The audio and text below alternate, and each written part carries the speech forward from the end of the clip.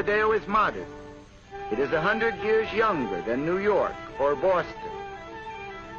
There are few reminders of colonial days in Montevideo, but plenty of evidence that this is the chief city of a dynamic and progressive country.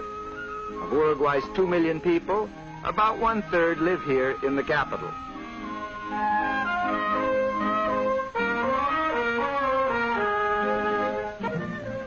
The state-controlled school system reaches every child, even those in the rural areas. Education is free, and it is also compulsory. The government furnishes free textbooks. Later on, these youngsters can go on to secondary school, college, and university, all free, for Uruguay pays the cost of training its lawyers and doctors, its engineers and architects. So here in full swing is Uruguay's other major industry. All of this beef is for export. The best customers are the British. Today, much of the beef before foreign markets for its meat products and its wool, good harbors and easy access to the world sea lanes, these have meant economic progress and security for Uruguay.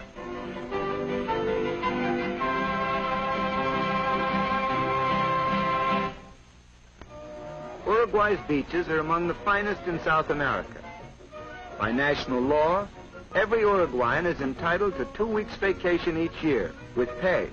And a lot of these vacations are spent on the shore. Besides, thousands come here every summer from Argentina.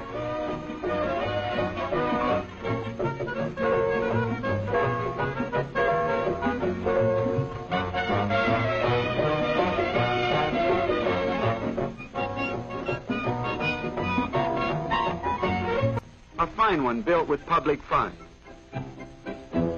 Casinos and the lotteries helped in raising those funds.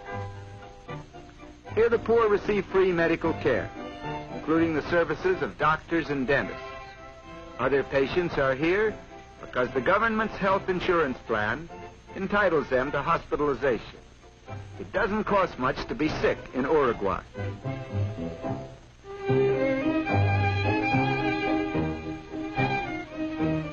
State-owned banks control all banking throughout the country. Government banks handle nationwide business in insurance, which is a government monopoly, in mortgages, housing, social security, pensions, and other forms of financing public welfare, as well as in straight banking. The whole system, utopian though it is taken for granted by the Uruguayans. Very few people are rich, very few are poor. There is little unemployment, and anybody can retire at 60 with a pension. A state-owned theater, a state-owned hotel, the headquarters of the government's unemployment insurance and pension administration.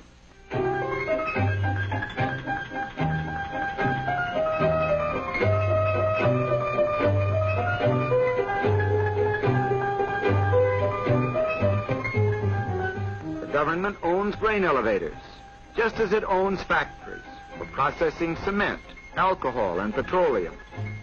A citizen is free to go into business. The government will help him. And in many cases, the government will compete with him, too.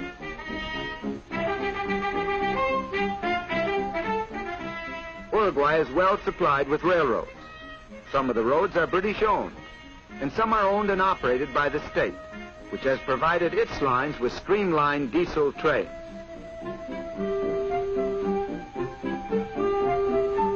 Number when more motive power is available.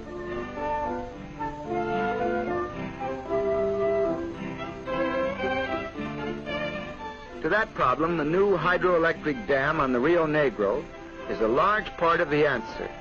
The new dam, financed by the government, was started by German engineers using German equipment. But specialists from the United States are helping Uruguayans finish the job.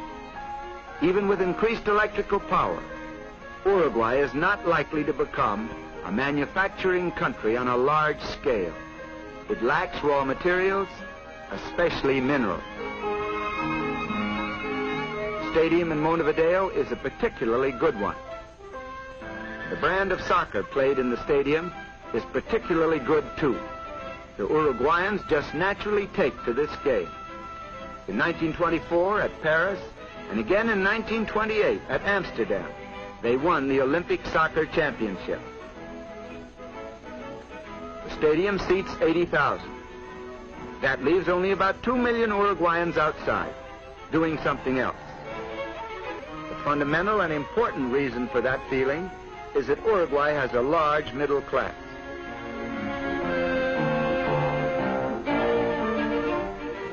The Senate building, where there has been plenty of proof that Uruguay is a real democracy.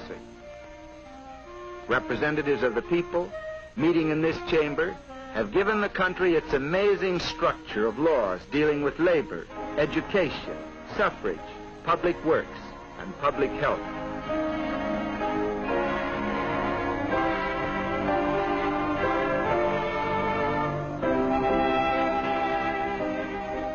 Note that some of the senators are women.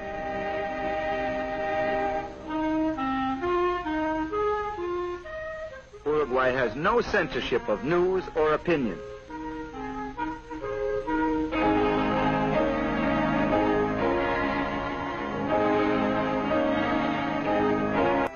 It is an outstandingly progressive and democratic land, and Montevideo is indeed a handsome capital. But in spite of modern skyscrapers and magnificent boulevards, Uruguayans know that the strength of their country has its roots in the soil and pastures of the interior. La República Oriental del Uruguay, to give it the full and official name, is wide, sunlit, and productive. The gauchos and sheep herders are important citizens of one of the most likable of all countries.